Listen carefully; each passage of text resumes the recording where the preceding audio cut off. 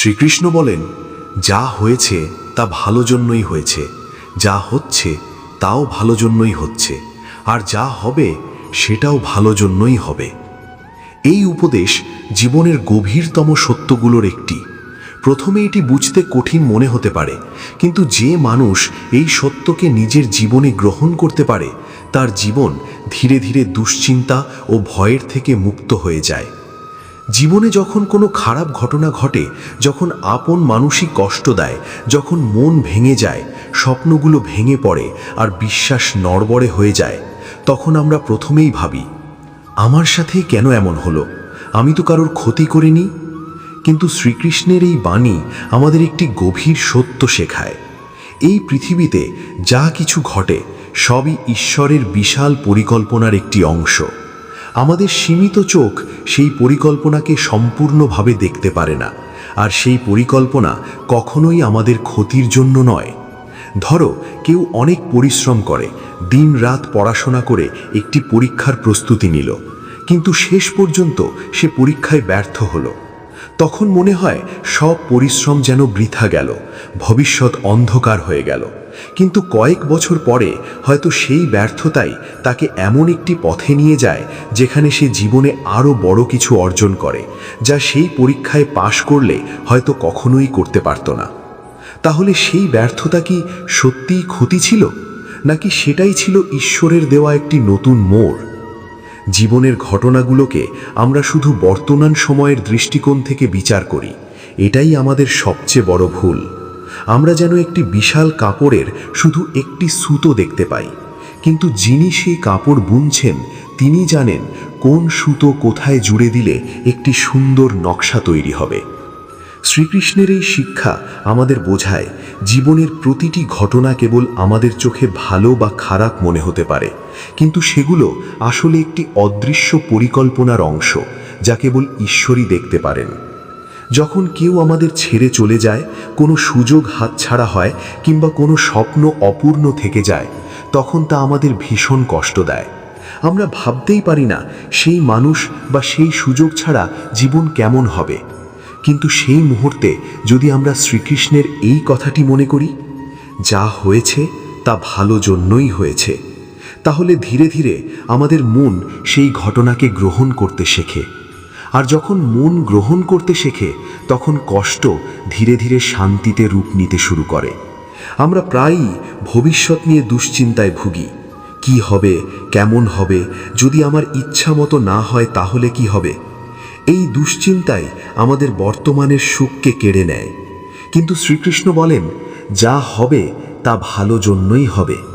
এর মানে এই নয় যে সব কিছুই আমাদের ইচ্ছা মতোই ঘটবে। এর অর্থ হলো, যে ফলই আসুক না কেন তা আমাদের জীবনে কোনো না কোনো নতুন শিক্ষা, নতুন দিক বা নতুন উপলব্ধি এনে দেবে। এবং সেটি নদীর স্রোতে ভাসছে। যদি তুমি প্রতিটি ঢেউয়ের সাথে লড়াই করো, তবে তুমি ক্লান্ত হয়ে পড়বে, হয়তো ডুবে যাবে। কিন্তু যদি তুমি স্রোতের সাথে চলতে শেখো, তাহলে নিরাপদ তীরে পৌঁছাতে পারবে। জীবনও ঠিক তেমনই। যদি আমরা প্রতিটি অভিজ্ঞতাকে ভালো জন্যই এসেছে বলে গ্রহণ করি, তাহলে আমাদের মন হালকা হয়ে যায়, ভয় কমে যায় এবং ভিতরে বিশ্বাস জন্মাতে শুরু করে। এই উপদেশের মূল শক্তি হল বিশ্বাস। শ্রীকৃষ্ণ চান আমরা বিশ্বাস করতে শিখি, নিজের ওপর, নিজের কর্মের ওপর এবং সেই সর্বশক্তিমান শক্তির ওপর, যিনি আমাদের দেখছেন এবং সঠিক সময়ে সঠিক পথ দেখাচ্ছেন। তাই যখনই মন ভেঙে যায়, পরিস্থিতি খারাপ হয় বা পথ অন্ধকার মনে হয়, তখন একটু থামো, চোখ বন্ধ করো এবং মনে মনে বলো, যা হয়েছে তা ভালো জন্যই হয়েছে, যা হচ্ছে তাও ভালো জন্যই হচ্ছে, আর যা হবে সেটাও ভালো জন্যই হবে।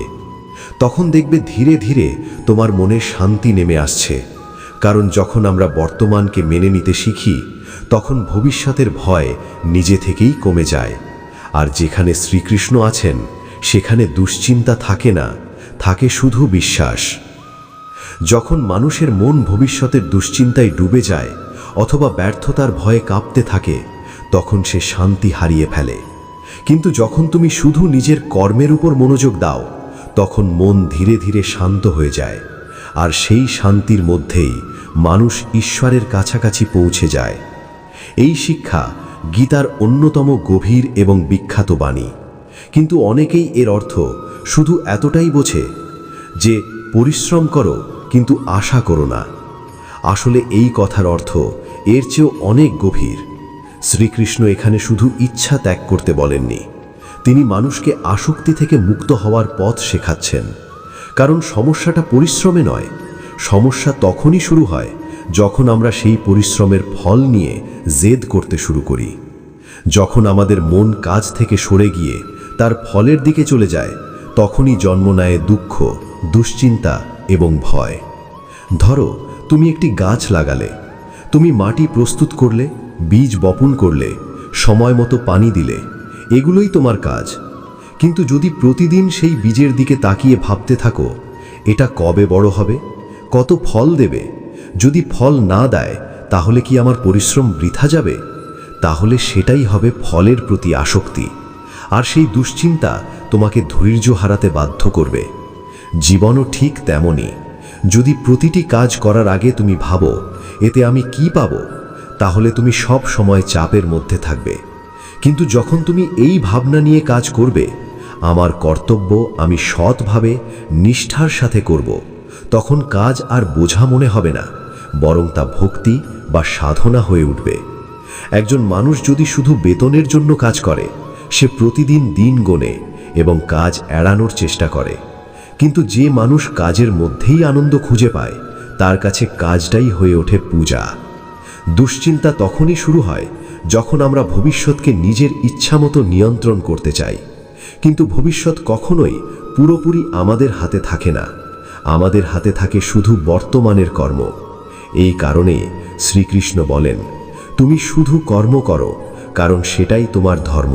ফলের চিন্তা ঈশ্বরের ওপর ছেড়ে দাও, কারণ তিনি জানেন কখন এবং কিভাবে তোমাকে সঠিক ফল দিতে হবে। কিন্তু আমরা প্রায়ই এর উল্টোটা করি। আমরা কাজে অবহেলা করি, কিন্তু আশা রাখি আকাশের মতো বড়। ফলে শেষে আমাদের ভাগ্যে জোটে শুধু হতাশা আর কষ্ট। যদি আমরা শিখে যাই, আমি আজ যা করতে পারি তা আমি মন দিয়ে করব, আগামীকাল কি হবে তা ঈশ্বর জানেন, তাহলে জীবনের অর্ধেক কষ্ট নিজে থেকেই দূর হয়ে যাবে। জীবন একটি নদীর মতো। যখন তুমি স্রোতের সাথে এগিয়ে যাও, পরিশ্রম করো, কিন্তু সবকিছু নিয়ন্ত্রণ করার জেদ করো না, তখন জীবন সহজ হয়ে যায়। কিন্তু যখন তুমি প্রতিটি বাক্যে নিজের ইচ্ছামতো ঘোরাতে চাও, তখন জীবন ক্লান্তিকর হয়ে ওঠে। তাই যখনই মন প্রশ্ন করবে আমি এতে কি পাব, তখন হাসি মুখে বলো, আমি সন্তুষ্টি পাব, কারণ আমি আমার কর্তব্য করেছি। বাকিটা সেই ঈশ্বরের ওপর ছেড়ে দাও, যিনি সব কিছু দেখছেন। এটাই শ্রীকৃষ্ণের শিক্ষার মূল কথা। কর্ম করো, কিন্তু নিজেকে কর্মের মালিক মনে করো না। যখন তুমি ফলের প্রতি আসক্তি ছেড়ে দাও, তখন জীবন থেকে ভয়, দুশ্চিন্তা এবং হতাশা ধীরে ধীরে দূর হয়ে যায়। শ্রীকৃষ্ণ আরও বলেন, এই শরীর নশ্বর, কিন্তু আত্মা অমর। যার জন্ম হয়েছে তার একদিন মৃত্যু হবেই, কিন্তু আত্মার কোনো জন্ম নেই, কোনো মৃত্যু নেই। আগুন তাকে পোড়াতে পারে না, পানি ভিজাতে পারে না, বাতাস শুকাতে পারে না। আত্মার চিরন্তন, অবিনশ্বর। যখন অর্জুন যুদ্ধক্ষেত্রে নিজের আত্মীয় স্বজন ও গুরুজনদের দেখে বিচলিত হয়ে পড়েছিল, তখন শ্রীকৃষ্ণ তাকে এই সত্যই বোঝান, যে দেহকে দেখে তুমি এত দুঃখ পাচ্ছ, সেই দেহ একদিন নষ্ট হবেই, কিন্তু আত্মা কখনো নষ্ট হয় না। যাদের জন্য তুমি কাঁদছ, সেই আত্মা কখনোই সত্যিকারে মারা যায় না। এই শিক্ষার মধ্যেই জীবনের গভীরতম শান্তি লুকিয়ে আছে। মৃত্যুকে আমরা এত ভয় পাই কেন? যদি সত্যিই আমরা বুঝতে পারি যে আসল আমি কখনো মরে না, তাহলে সেই ভয় ধীরে ধীরে দূর হয়ে যায়। আমাদের অধিকাংশ মানুষ নিজের শরীরকেই নিজের আসল পরিচয় মনে করে।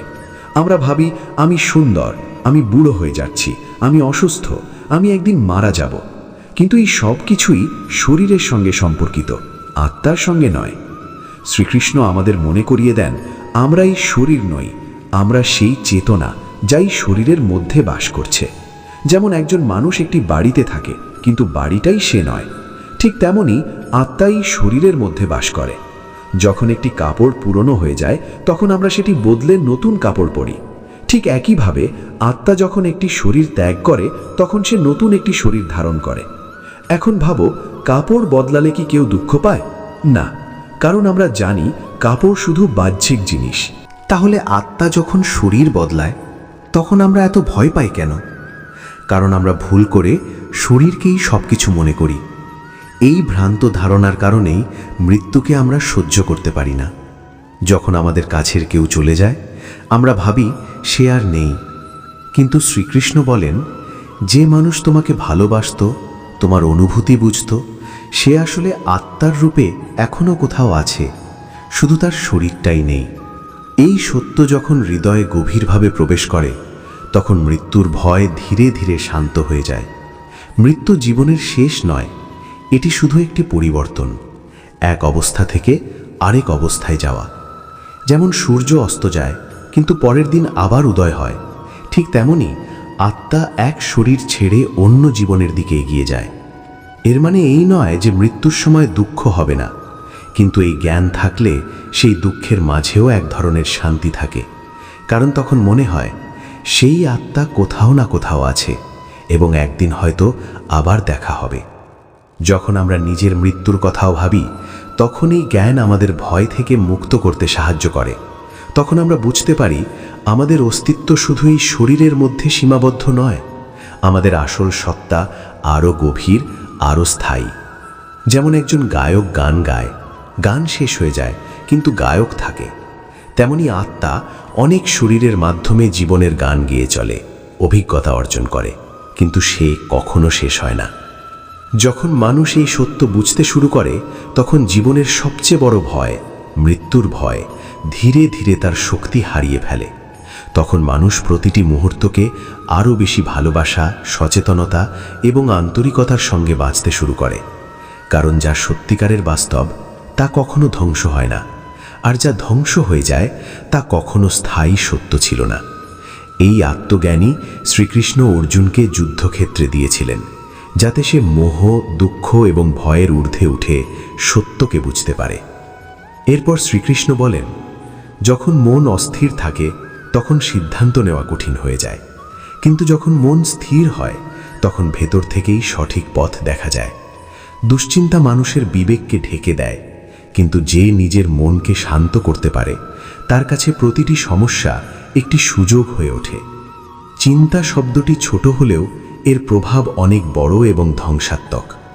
জীবনে যখন কোনো সমস্যা আসে, পরীক্ষার চাপ, সম্পর্কের দূরত্ব, ভবিষ্যতের ভয় বা কোনো সিদ্ধান্তের দ্বিধা, তখন মন ঝড়ের মতো ঘুরতে থাকে। এই মানসিক ঝড়ের নামই হলো দুশ্চিন্তা। শ্রীকৃষ্ণ আমাদের মনে করিয়ে দেন, এই দুশ্চিন্তা আসলে বারবার একই চিন্তা ঘোরানোর একটি অভ্যেস। যদি এমন হয়, যদি তেমন না হয়, এই চিন্তাগুলো সমস্যাকে সমাধান করে না, বরং আরও জটিল করে তোলে। অর্জুনও যুদ্ধক্ষেত্রে এমনই দুশ্চিন্তায় পড়েছিল। সে ভাবছিল, যদি নিজের আত্মীয়দের হত্যা করি তাহলে পাপ হবে, আর যদি না করি তাহলে ধর্মকে রক্ষা করবে কে? এই দুশ্চিন্তা এত গভীর ছিল যে তার হাত থেকে ধনুক পড়ে যাচ্ছিল। তখন শ্রীকৃষ্ণ তাকে বলেছিলেন, প্রথমে মনকে শান্ত করো, কারণ উদ্বিগ্ন মন কখনো সঠিক সিদ্ধান্ত নিতে পারে না। এই শিক্ষা আমাদের জীবনেও প্রযোজ্য। আমরা প্রায়ই ভাবতে থাকি, যদি চাকরি না পাই, যদি সেই মানুষটি আর ফিরে না আসে, যদি আমি ভুল সিদ্ধান্ত নিই। এই চিন্তার জালে আটকে গিয়ে আমরা কোনো পদক্ষেপই নিতে পারি না। কিন্তু সত্য হলো, দুশ্চিন্তা কখনো কোনো পথ দেখায় না। যেমন তুমি যদি একটি অন্ধকার ঘরে বসে শুধু ভাবতে থাকো কিভাবে বের হবে, তাহলে কি বের হতে পারবে? না, দরজা খুঁজতে হলে উঠতে হবে, এগোতে হবে। জীবনেও ঠিক তাই। দুশ্চিন্তা আমাদের থামিয়ে রাখে, কিন্তু সিদ্ধান্ত আমাদের সামনে এগিয়ে নিয়ে যায়। আর সঠিক সিদ্ধান্ত তখনই আসে যখন মন শান্ত থাকে।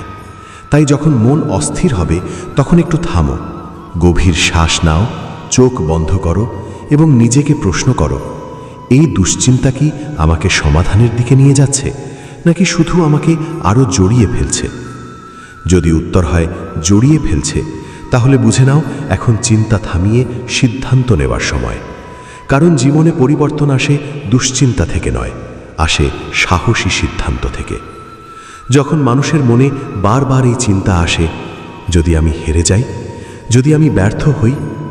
এই চিন্তাগুলোই মানুষকে তার আসল শক্তি থেকে দূরে নিয়ে যায়। আমাদের জয় বা পরাজয় শুধু পরিস্থিতি নির্ধারণ করে না, আসলে আমাদের বিশ্বাসই ঠিক করে আমরা জিতব নাকি হারব। ধরো একজন মানুষ পাহাড়ে উঠছে, পথ কঠিন, উচ্চতা ভয়ঙ্কর, শ্বাস নিতে কষ্ট হচ্ছে, কিন্তু যদি তার মনে দৃঢ় বিশ্বাস থাকে আমি শিখরে পৌঁছাতে পারব, তাহলে সে প্রতিটি বাধা অতিক্রম করে এগিয়ে যাবে। কিন্তু যদি সে মনে করে আমি পারবো না, তাহলে সে অর্ধেক পথেই ফিরে আসবে। তাহলে পার্থক্য কোথায় ছিল? পরিস্থিতিতে নয়, বিশ্বাসে। পৃথিবীতে যত মহান মানুষ এসেছেন, যেমন স্বামী বিবেকানন্দ, এপিজে আব্দুল কালাম বা মহাত্মা গান্ধী, তাদের সবার মধ্যে একটি সাধারণ বিষয় ছিল, তারা নিজেদের জীবন পরিস্থিতির ওপর ছেড়ে দেননি, বরং নিজেদের বিশ্বাসের শক্তিতে নিজেদের গড়ে তুলেছিলেন। স্বামী বিবেকানন্দ বলেছিলেন, যদি তোমার নিজের ওপর বিশ্বাস না থাকে, তাহলে ঈশ্বরের ওপর বিশ্বাস করাও অর্থহীন, কারণ ঈশ্বরও সেই মানুষকেই সাহায্য করেন যে আগে নিজের ভেতরের শক্তিকে চিনতে শেখে। একবার ভেবে দেখো, যখন আমরা নিজের সম্পর্কে বারবার বলি আমি ব্যর্থ, আমি দুর্বল, আমার ভাগ্য খারাপ, তখন আমাদের মনও ধীরে ধীরে ঠিক সেইভাবেই ভাবতে শুরু করে। আমাদের চিন্তাগুলো ধীরে ধীরে অভ্যাসে পরিণত হয়, অভ্যাস থেকে তৈরি হয় কর্ম, আর সেই কর্মই ঠিক করে আমাদের জীবনের পথ। তাই যখনই তুমি কোনো সমস্যার মুখোমুখি হবে, হোক সেটা পরীক্ষার চাপ, চাকরির সমস্যা অথবা সম্পর্কের ঝড়, প্রথমে নিজের মনকে এই কথা বলা বন্ধ করো যে আমি পারবো না, বরং দৃঢ়ভাবে বলো আমি পারবো এবং আমি করবই। কারণ যখন মনকে বিশ্বাসের শক্তি দেওয়া হয়, তখন পথ নিজে থেকেই তৈরি হতে শুরু করে। মনে রেখো, আসল চমৎকার বাইরে ঘটে না, সত্যিকারের চমৎকার তখনই ঘটে যখন একজন মানুষ নিজের ভয়, সন্দেহ এবং দুর্বলতাকে অতিক্রম করে বলে যাই হোক আমি এগিয়ে যাব, আর সেখান থেকেই শুরু হয় তার নতুন জীবন। পৃথিবী তোমাকে কি বলে তা তোমার পরিচয় নয়, তুমি কে তা নির্ভর করে তুমি নিজেকে কি মনে করো তার উপর। তাই নিজের ভিতরের বিশ্বাসকে কখনো মরতে দিও না। যতক্ষণ তোমার ভিতরের কণ্ঠ বলে আমি পারি, ততক্ষণ পৃথিবীর কোনো শক্তি তোমাকে থামাতে পারবে না। এরপর কৃষ্ণ বলেন, ক্রোধ মানুষের বিবেককে ঢেকে দেয়, ক্রোধ থেকে জন্ম নেয় বিভ্রান্তি, বিভ্রান্তি স্মৃতিকে নষ্ট করে, আর স্মৃতি নষ্ট হলে বুদ্ধি কাজ করা বন্ধ করে দেয়। আর যখন বুদ্ধি ধ্বংস হয়ে যায়, তখন মানুষ ধীরে ধীরে পতনের দিকে চলে যায়। এই শিক্ষা শুধু একটি ধর্মীয় শ্লোক নয়, বরং মানুষের মনকে বোঝার এক গভীর বিশ্লেষণ। ক্রোধ আসলে সেই অবস্থা যখন মানুষ নিজের উপর নিয়ন্ত্রণ হারিয়ে ফেলে। শ্রীকৃষ্ণ বোঝান, ক্রোধ শুধু একটি আবেগ নয়, বরং ধ্বংসের সূচনা। যখন আমরা রেগে যাই, তখন প্রথমেই আমাদের চিন্তাভাবনা বদলে যায়। আমরা আর শান্তভাবে বিষয়টি দেখতে পারি না। তখন মনে হয় শুধু আমার কথাই ঠিক, বাকিরা সবাই ভুল। এই অবস্থাকেই বলা হয় ভ্রান্তি। আর যখন এই ভ্রান্তি জন্ম নেয়, তখন আমরা ভুলে যাই কাকে কিভাবে আচরণ করতে হয়, কার আমাদের জীবনে কতটা মূল্য আছে। ফলস্বরূপ আমরা রাগের মাথায় এমন কথা বলে ফেলি যা হয়তো আমাদের হৃদয়ের কথা নয়। তুমি হয়তো কখনো রাগের মুহূর্তে কাছের কাউকে এমন কিছু বলেছ যা তুমি সত্যিই বলতে চাওনি, কিন্তু সেই কয়েকটি শব্দই হয়তো একটি সম্পর্ককে গভীরভাবে আহত করেছে। পরে অনুশোচনা আসে, কিন্তু তখন অনেক সময়ই খুব দেরি হয়ে যায়। শ্রীকৃষ্ণ আমাদের সেই দেরি হওয়ার আগেই সতর্ক করতে চান। তিনি বলেন না যে মানুষের কখনো রাগ হবে না, তিনি শেখান রাগ আসার আগে নিজেকে চিনতে শিখো, আর রাগ এলে নিজেকে নিয়ন্ত্রণ করতে শিখো। কারণ রাগ কখনো একা আসে না, এর সঙ্গে আসে অপরাধবোধ, সম্পর্কের দূরত্ব, মনের অশান্তি এবং নিজের প্রতি হতাশা। অনেক সময় রাগের জন্ম হয় অতিরিক্ত প্রত্যাশা থেকে, যখন সব কিছু আমাদের ইচ্ছামতো হয় না, যখন কেউ আমাদের কথা শুনে না বা কেউ আমাদের অপমান করে, তখন ভিতরে জমে থাকা কষ্ট রাগ হয়ে বেরিয়ে আসে। কিন্তু সেই মুহূর্তে যদি আমরা একটু থামতে পারি, একটু গভীরভাবে ভাবতে পারি, তাহলেই অনেক বড় ক্ষতি থেকে নিজেদের বাঁচানো সম্ভব। যদি আমরা রাগের মুহূর্তে একটু থামতে পারি, একটি গভীর শ্বাস নিতে পারি এবং নিজের ভিতরের দিকে তাকাতে পারি, তাহলে বুঝতে পারব এই মুহূর্তে তর্ক বা সিদ্ধান্ত নেওয়ার দরকার নেই, বরং নিজেকে সামলানোর প্রয়োজন আছে। এটাই রাগকে নিয়ন্ত্রণ করার প্রথম ধাপ। যখন আমরা এই অভ্যাসটি ধীরে ধীরে গড়ে তুলি, তখন আমাদের জীবনে এক নতুন শান্তি নেমে আসে। তখন কে কি বলল বা কি করল, তাতে আমাদের ভিতরের শান্তি সহজে নষ্ট হয় না। কারণ তখন আমরা বুঝে যাই, রাগ করে আমরা অন্য কাউকে নয়, বরং নিজেকেই বেশি ক্ষতি করছি। রাগের আসল সমাধান অন্য মানুষকে বদলানো নয়, বরং নিজের ভিতরে স্থিরতা তৈরি করা। এই কথাটিই আমাদের শেখান কৃষ্ণ। তিনি বলেন, যদি জীবনে শান্তি চাই, সম্পর্কের মধ্যে মাধুর্য চাই এবং নিজের আত্মায় স্থিরতা চাই, তাহলে রাগকে বুঝতে শিখতে হবে এবং ধীরে ধীরে তাকে ছেড়ে দিতে হবে। কারণ যে মানুষ নিজের রাগকে জয় করতে পারে, প্রকৃত অর্থে সেই মানুষই আসল বিজয়ী। শ্রীকৃষ্ণ আরও বলেন, যা হয়ে গেছে তা ছেড়ে দাও, যা পাবে তার উপর বিশ্বাস রাখো, আর যা করছো তা সম্পূর্ণ বিশ্বাস ও নিষ্ঠার সঙ্গে করো। এই উপদেশ শুনতে সহজ মনে হলেও এটি মানুষের পুরো জীবনকে গভীরভাবে স্পর্শ করে। মানুষের মন প্রায়ই অতীতের ঘটনায় আটকে থাকে, যা হারিয়েছি, যা ভুল হয়েছে, অথবা যা হওয়ার কথা ছিল কিন্তু হয়নি। এই ভাবনার মধ্যে ডুবে থেকে আমরা শুধু আমাদের বর্তমান সময়টাকেই নষ্ট করি না, বরং ভবিষ্যতের সম্ভাবনাও হারিয়ে ফেলি। ভাবো, একজন কৃষক যদি বীজ বপনের আগে শুধু এই চিন্তা করতে থাকে, গত বছর ফসল খারাপ হলো কেন, অথবা আগামী বছরে বৃষ্টি ঠিকমতো হবে কিনা, তাহলে কি সে এবছরের চাষে মন দিতে পারবে? অবশ্যই না। ঠিক তেমনি যখন আমরা গতকালের হার বা আগামী দিনের চিন্তায় হারিয়ে যাই, তখন আমাদের আজকের দিনটাই নষ্ট হয়ে যায়। যা হয়ে গেছে তা ভুলে যাও, এর অর্থ এই নয় যে অভিজ্ঞতাকে মুছে ফেলতে হবে। এর অর্থ হলো অভিজ্ঞতার শিক্ষা নিজের সঙ্গে রাখো, কিন্তু অনুশোচনার বোঝা বহন করে জীবনকে ভারী করে তুলো না। মনে রাখবে, অতীতকে আমরা আর বদলাতে পারি না, কিন্তু বর্তমানকে সঠিক পথে চালিত করলে ভবিষ্যৎ অবশ্যই বদলানো যায়। আর যা পাবে তার উপর বিশ্বাস রাখো, এর অর্থ হলো জীবনের উপর আস্থা রাখা। কারণ অনেক সময় আমরা যা চাই তা পাই না, কিন্তু পরে বুঝতে পারি জীবন আমাদের জন্য তার চেয়েও ভালো কিছু প্রস্তুত করে রেখেছিল। তাই জীবনের প্রতিটি কাজ পুরো মন দিয়ে করো। ফল কি হবে তা নিয়ে অতিরিক্ত চিন্তা না করে বিশ্বাস রাখো, সঠিক সময়ে সঠিক ফল আসবেই। যখন মানুষ এইভাবে বাঁচতে শেখে, তখন তার মন হালকা হয়ে যায়, জীবন পরিষ্কার হয়ে যায় এবং প্রতিটি দিন নতুন শক্তি নিয়ে শুরু হয়। জীবনের উপর বিশ্বাস রাখা মানে অন্ধভাবে অপেক্ষা করা নয়। এর অর্থ হলো নিজের কর্মে সম্পূর্ণ মনোযোগ দেওয়া এবং ফলের সময়টাকে ধৈর্যের সঙ্গে গ্রহণ করা। কারণ প্রকৃতির প্রতিটি জিনিসেরই একটি নির্দিষ্ট সময় আছে। বীজ বপনের পরেই যেমন গাছ বড় হয়ে যায় না, তেমনি জীবনের পরিশ্রমও একদিনে ফল দেয় না। যখন মানুষ এই সত্য বুঝতে পারে, তখন তার মন থেকে অস্থিরতা ধীরে ধীরে দূর হয়ে যায়।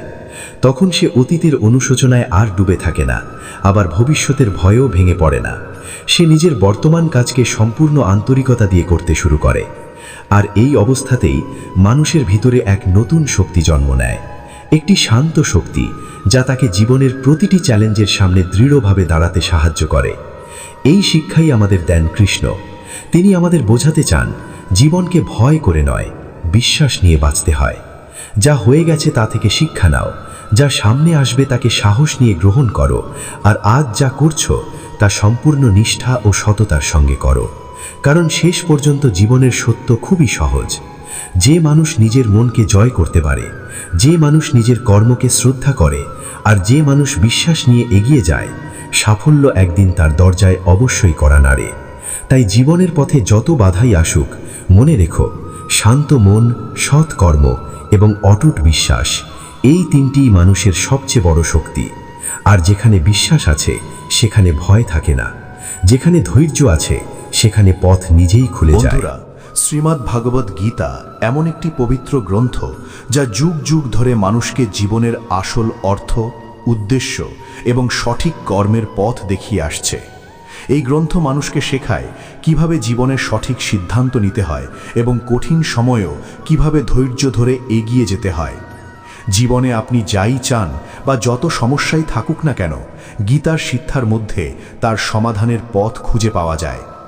আজ আমরা আপনাদের জন্য ভগবত গীতার কিছু গুরুত্বপূর্ণ শিক্ষা নিয়ে এসেছি, যা মন দিয়ে শুনলে মানুষের জীবনে অনেক পরিবর্তন আসতে পারে। গীতার জ্ঞান অমৃতের মতো। এটি মানুষের হতাশ ও ক্লান্ত মনে নতুন আশা এবং শক্তি জাগিয়ে তোলে। যে ব্যক্তি মন দিয়ে এই শিক্ষাগুলো বোঝার চেষ্টা করে তার জীবনের অনেক সমস্যার সমাধান সহজ হয়ে যায়। তাই এই কথাগুলো মন দিয়ে শুনুন এবং বোঝার চেষ্টা করুন। প্রথম শিক্ষা, যারা খুব বেশি মিষ্টি কথা বলে এবং অতিরিক্ত প্রশংসা করে তাদের ব্যাপারে একটু সতর্ক থাকা উচিত। কারণ অনেক সময় মানুষ তখনই বেশি প্রশংসা করে যখন তার কোনো স্বার্থ থাকে। মনে রাখবেন, বিনা কারণে কেউ প্রশংসা করে না। তাই অতিরিক্ত প্রশংসা শুনলে সবসময় সচেতন থাকা ভালো। দ্বিতীয় শিক্ষা, চোখে যা দেখা যায় তা সবসময় সত্য নাও হতে পারে। অনেক সময় বাহ্যিক দৃশ্য আমাদের ভুল ধারণা দেয়। তাই কোনো বিষয় না বুঝে তাড়াহুড়ো করে বিশ্বাস করা উচিত নয়। আগে ভালোভাবে বিচার করা দরকার। তৃতীয় শিক্ষা, যে মানুষ সবসময় ফলের আশায় কাজ করে তার মন কখনোই শান্ত থাকে না, কারণ তার প্রত্যাশা ক্রমশ বাড়তেই থাকে। আর যখন সেই প্রত্যাশা পূরণ হয় না তখন সে হতাশ হয়ে পড়ে। তাই কৃষ্ণ অর্জুনকে উপদেশ দিয়েছিলেন, নিজের কর্তব্য পালন করো কিন্তু ফলের চিন্তা করো না। ঈশ্বরের উপর বিশ্বাস রেখে নিষ্ঠার সাথে কাজ করে যাও। যদি মানুষ নিঃস্বার্থভাবে নিজের কর্ম করে তাহলে তার জীবনে শান্তি ও সন্তুষ্টি আসবে এবং দুঃখ তাকে সহজে স্পর্শ করতে পারবে না।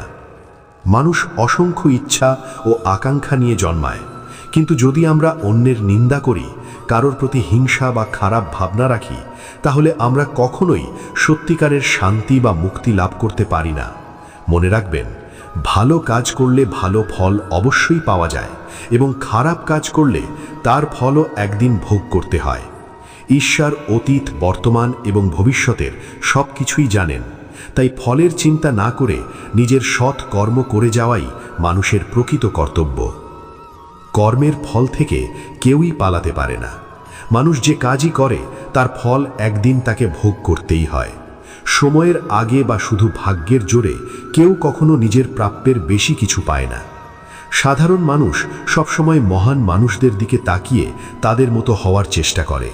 তাদের আদর্শকে অনুসরণ করেই মানুষ নিজের জীবনকে উন্নত করতে পারে। তুমি পৃথিবীকে যেভাবে দেখবে, পৃথিবীও ঠিক সেভাবেই তোমার কাছে ধরা দেবে।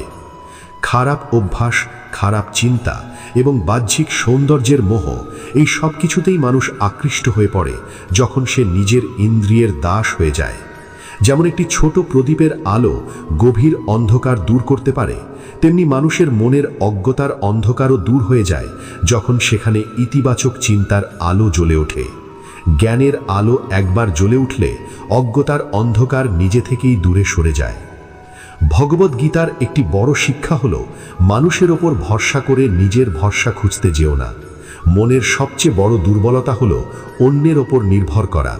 এই নির্ভরতাই মানুষকে দুর্বল করে দেয় এবং নিজের ওপর বিশ্বাস কমিয়ে দেয়। অনেক মানুষ ভাবে, এই মানুষটি আমার ভরসা, বিপদে সে আমাকে সাহায্য করবে। কিন্তু কঠিন সময়ে দেখা যায় সেই মানুষরাই সবচেয়ে দূরে সরে যায়। তখন মানুষ একা এবং অসহায় বোধ করে। তাই পৃথিবীকে নয়, ঈশ্বরকে নিজের ভরসা বানাও। যখন সত্যিই কোনো বিপদ আসে, ঈশ্বর কোনো না কোনোভাবে কাউকে তোমার সাহায্যের জন্য পাঠিয়ে দেন।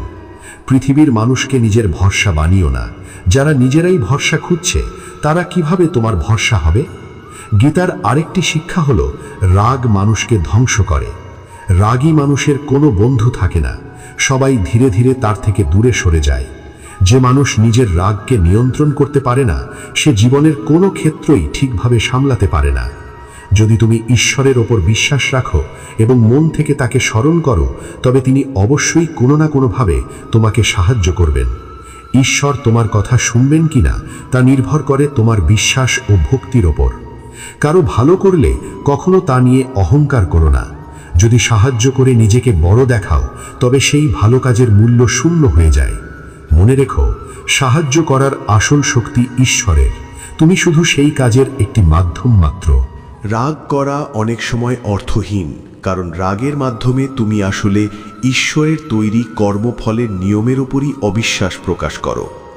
মনের মধ্যে কখনো অকারণ সন্দেহ তৈরি করো না। সন্দেহ থেকে ভুল বোঝাবুঝি জন্মায়, আর সেই ভুল বোঝাবুঝি জীবনের সুখ নষ্ট করে দেয়। কেউ যদি তোমার সঙ্গে খারাপ আচরণ করে, তবে তার বিচার করার দায় তোমার নয়। কর্ম এবং সময়ই একদিন তার সঠিক হিসেব করে দেবে। চিন্তা না করে সৎ কাজ করো, দান করো এবং ইতিবাচক চিন্তা করো। সবসময় নিজের মনকে নিয়ন্ত্রণে রাখার চেষ্টা করো, কারণ এই মনই যদি নিয়ন্ত্রণে না থাকে তবে সেটাই তোমার সবচেয়ে বড় শত্রু হয়ে উঠতে পারে। জ্ঞান সবসময় বাড়াতে থাকো। জ্ঞান যত বাড়বে তত মানুষের জীবন আলোকিত হবে। নিজের জ্ঞান অন্যদের সঙ্গে ভাগ করে নাও, যাতে তাদের জীবনও উন্নত হয়। একই মানুষকে বারবার সাহায্য করো না যতক্ষণ না সে নিজে দাঁড়াতে শিখছে, কারণ সত্যিকারের সাহায্য হলো কাউকে এমনভাবে সাহায্য করা যাতে সে নিজেই নিজের শক্তিতে এগিয়ে যেতে পারে। যে মানুষ সব সময় ফলের আশায় কাজ করে সে অনেক সময় কাজের মধ্যেই আটকে যায়, কিন্তু যে মানুষ নিষ্ঠা দিয়ে কাজ করে সাফল্য একদিন নিজেই তার কাছে আসে। মনে রেখো, মানুষ জন্ম দিয়ে মহান হয় না, তার কর্মই তাকে মহান করে তোলে। পৃথিবী আর মানুষের আচরণ তোমার কাছে ঠিক তেমনই মনে হবে যেমনভাবে তুমি তাদের দেখতে চাও। ছোট বড়, আমার তোমার, আপন পর, এই সব ভেদাভেদ যদি মন থেকে মুছে ফেলতে পারো তাহলে দেখবে পৃথিবীর সব কিছুই তোমার এবং তুমিও সবার হয়ে উঠবে। ফলের আশায় নয়, নিজের কর্তব্য ভেবে নিরন্তর কাজ করে যাও। মানুষই একমাত্র সত্তা যে নিজের জীবনকে সুন্দর ও সন্তুষ্টিতে ভরিয়ে তুলতে পারে। যতক্ষণ পর্যন্ত মানুষ নিজের ইন্দ্রিয়কে নিয়ন্ত্রণে রাখতে পারে ততক্ষণ কোনো দুঃখ তাকে সহজে বিচলিত করতে পারে না। শান্তি তখনই আসে যখন আমি করেছি এই অহংকারের আকাঙ্ক্ষা মনের ভিতর থেকে দূর হয়ে যায়। কোনো বস্তু, স্থান বা মানুষের প্রতি অতিরিক্ত আসক্তি একদিন মানুষের দুঃখের বড় কারণ হয়ে দাঁড়ায়। যে মানুষ অল্পতেই সন্তুষ্ট থাকতে পারে এবং সব সময় বেশি পাওয়ার লোভে পড়ে না, সেই মানুষই জীবনে সত্যিকারের শান্তি পায়। গীতার একটি বড় শিক্ষা হলো মনকে শান্ত রাখতে শেখো। অস্থির মন মানুষকে শুধু দুঃখ দেয়, আর শান্ত মন মানুষকে ভালোবাসা ও আনন্দ দেয়। আরেকটি শিক্ষা হলো কারো প্রতি অতিরিক্ত আসক্তি রেখো না। ইতিহাসে দেখা যায় অতিরিক্ত মোহ অনেক বড় বিপর্যয়ের কারণ হয়েছে। যখন মানুষ কোনো কিছু বা কারো প্রতি অন্ধ হয়ে পড়ে তখন সে নিজের জীবনকেই জটিল করে তোলে। আধ্যাত্মিক জ্ঞানই মানুষের জীবনকে প্রকৃত শান্তির দিকে নিয়ে যেতে পারে। যত বেশি তুমি মানুষের কথায় মন দেবে ততই নিজের উপর বিশ্বাস কমে যাবে। তাই অন্যের কথায় নয়, নিজের শক্তি ও বিশ্বাসে এগিয়ে চলো। জীবন খুবই সীমিত, যে কোনো মুহূর্তে অনেক কিছু বদলে যেতে পারে। তাই অতীতের দুঃখ নিয়ে বসে থেকো না, সেখান থেকে শিক্ষা নাও, বর্তমানকে ঠিক করো এবং ভবিষ্যৎকে সুন্দর করে গড়ে তোলো। অযথা দুশ্চিন্তা করে লাভ নেই। নিজের কাজ করে যাও এবং ঈশ্বরের ওপর বিশ্বাস রাখো। কি হবে আর কি হবে না তা তাঁর ওপর ছেড়ে দাও। যত বেশি চেষ্টা করবে ততই সাফল্যের পথ সহজ হয়ে উঠবে। নিজের ওপর এবং ঈশ্বরের ওপর বিশ্বাস রাখো। প্রতিদিন ভালো কাজ করো, মানুষের উপকার করো এবং তাদের সঠিক পথ দেখানোর চেষ্টা করো। জ্ঞানী মানুষ ইন্দ্রিয়ের সুখে মত্ত থাকে না, সে জীবনের গভীর সত্যকে বোঝার চেষ্টা করে। যা হয়েছে ভালোই হয়েছে, যা হচ্ছে তাও ভালো হচ্ছে, আর যা হবে সেটাও ভালোই হবে। এই বিশ্বাস নিয়ে জীবনকে এগিয়ে নিয়ে যাও। শুধু ধর্মগ্রন্থ পড়লেই লাভ নেই যদি সেই শিক্ষাগুলো জীবনে প্রয়োগ না করা হয়। বুদ্ধিমান হওয়া আর জ্ঞানী হওয়া এক নয়। অনেক সময় মানুষ বুদ্ধিমান হয়েও নিজের অহংকার ও কামনার কারণে ভুল পথে চলে যায়। ঈশ্বরের দৃষ্টিতে সব প্রাণী সমান, সেখানে ছোট বড়, ধনী গরিবের কোনো ভেদাভেদ নেই। যে জ্ঞান শুধু নিজের মধ্যেই সীমাবদ্ধ থাকে তার কোনো মূল্য নেই। সত্যিকারের জ্ঞান সেই যা সমাজ ও মানুষের উপকারে আসে। অযথা ভয় পাওয়ার কিছু নেই। আত্মা কখনো জন্মায় না, আবার কখনো মরে না, এটিই জীবনের চিরন্তন সত্য। মানুষের কর্মই তাকে ঈশ্বরের কাছে নিয়ে যায় অথবা ঈশ্বর থেকে দূরে সরিয়ে দেয়। তাই সব সময় সৎ কর্ম করার চেষ্টা করো। যখন পৃথিবীতে অন্যায়, অহংকার ও অধর্ম বেড়ে যায় তখন সেগুলো দূর করে ধর্ম প্রতিষ্ঠার জন্য ঈশ্বর নিজেই কোনো না কোনোভাবে পথ দেখান। যে মানুষ নিঃস্বার্থভাবে প্রয়োজন মতো অন্যকে সাহায্য করে সেই দানই সত্যিকারের পবিত্র দান। যে মানুষ নিজের মনকে জয় করতে পারে সে ইতিমধ্যেই ঈশ্বরের কাছাকাছি পৌঁছে যায়, কারণ তার মন শান্ত হয়ে যায় এবং সুখ দুঃখ সম্মান অপমান তাকে সহজে স্পর্শ করতে পারে না। জীবনে নিজের কর্তব্য সততা ও নিষ্ঠার সঙ্গে পালন করাও এক ধরনের বড় সাধনা। আজকের পৃথিবীতে মানুষ অনেক সময় মানুষেরই শত্রু হয়ে উঠেছে। ব্যবসা, সম্পর্ক, সমাজ সব জায়গায় প্রতিযোগিতা আর স্বার্থ এত বেড়ে গেছে যে মানুষ মানুষকেই ক্ষতি করতে শুরু করেছে। মানুষ একে অপরের সুখ কেড়ে নিচ্ছে, অন্যের সুযোগ কেড়ে নিচ্ছে। সবাই মানুষ হলেও অনেক সময় মানবিকতা দেখা যায় না। একবার এক ভিখারি এক ধনী ব্যবসায়ীর বাড়িতে এসে জল চাইল। সে বলল, আমি অনেক দূর হেঁটে এসেছি, খুব তৃষ্ণা পেয়েছে, একটু জল দিন। ব্যবসায়ী বলল, এখন এখানে কাজের লোক নেই, সে এলে জল দেবে। ভিখারি আবার বলল, আমি খুব কষ্টে আছি, শুধু এক গ্লাস জল দিলেই আমি চলে যাব। ব্যবসায়ী আবারও একই কথা বলল, কাজের লোক এলে সে জল দেবে। তখন ভিখারি শান্তভাবে বলল, আপনি নিজেই একটু মানুষ হয়ে যান না কেন? কিছুক্ষণের জন্য হলেও মানুষ হয়ে যান। আজকের পৃথিবীতে অনেক সময় এমনই অবস্থা, মানুষ আছে কিন্তু মানবিকতা খুব কম দেখা যায়। এই কারণেই বর্তমান যুগকে অনেকেই স্বার্থের যুগ বলে। আজ অনেক সময় মানুষ একে অপরের সঙ্গে সম্পর্ক রাখে শুধু নিজের স্বার্থের জন্য। গীতার আরেকটি শিক্ষা হল, নিজেকে কখনো কারো কাছে অসহায় বা নির্ভরশীল করে তুলো না, কারণ যতক্ষণ তুমি কারো ওপর নির্ভরশীল না হবে ততক্ষণ কেউ তোমাকে আঘাত করতে পারবে না বা তোমার সুযোগ নিতে পারবে না। যেদিন তুমি কারো ওপর অতিরিক্ত নির্ভর করতে শুরু করো সেদিন থেকেই সে তোমার উপর প্রভাব বিস্তার করতে শুরু করে। ধীরে ধীরে তুমি তার অধীন হয়ে পড়ো। অনেক সময় দেখা যায় মানুষ নিজের কাজের জন্য অন্যের উপর এতটাই নির্ভরশীল হয়ে পড়ে যে তাকে সব অন্যায় সহ্য করতে হয়, কারণ সে জানে সেই মানুষটিকে ছাড়া তার কাজ চলবে না। কিন্তু যখন মানুষ বুঝতে পারে যে তুমি নিজের কাজ নিজেই করতে পারো এবং তোমার সামনে আরও অনেক সুযোগ আছে, তখন সে আর তোমাকে সহজে কষ্ট দিতে পারে না। ধরো তুমি কোথাও চাকরি করছো, যদি বস ভুল করেও তোমাকে কষ্ট দেয় আর তুমি সব চুপচাপ সহ্য করো, তবে বুঝতে হবে তুমি তার উপর খুব বেশি নির্ভরশীল হয়ে পড়েছ, আর সেই কারণেই সে তোমার সুযোগ নিচ্ছে। একই কথা পরিবার বা সম্পর্কের ক্ষেত্রেও সত্যি। যদি তুমি কারো উপর সম্পূর্ণ নির্ভরশীল হয়ে পড়ো তাহলে সে অনেক সময় তোমাকে নিজের নিয়ন্ত্রণে রাখতে চাইবে। অনেক মানুষ অন্যকে নিজের নিয়ন্ত্রণে রাখতে আনন্দ পায়, তারা চায় না তুমি নিজের শক্তিতে এগিয়ে যাও। তুমি যদি প্রতিভাবান হও বা জীবনে বড় কিছু করার চেষ্টা করো তখন অনেকেই তোমাকে থামানোর চেষ্টা করবে, তারা চাইবে না তুমি তাদের থেকে এগিয়ে যাও। তাই মনে রেখো, অতিরিক্ত নির্ভরশীলতা মানুষের স্বাধীনতা কেড়ে নেয় এবং তাকে মানসিকভাবে দুর্বল করে তোলে। জীবনে অনেক দুঃখের মূল কারণ হলো যাদের ওপর আমরা বেশি নির্ভর করি তারাই অনেক সময় আমাদের সবচেয়ে বেশি কষ্ট দেয়।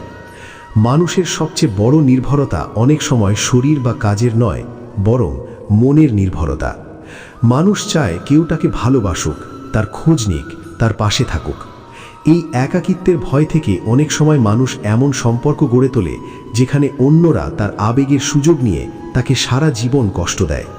তাই মনে রেখো, পৃথিবীতে বাবা মা ছাড়া এমন মানুষ খুবই কমই আছে যারা নিঃস্বার্থভাবে তোমার জন্য ভাববে। সেজন্য জীবনে কাউকে নিজের দুর্বলতা বানিও না। গীতার আরেকটি শিক্ষা হলো, ব্যর্থতার ভয় চেষ্টা করা বন্ধ করে দিলে কখনো বড় সাফল্য পাওয়া যায় না।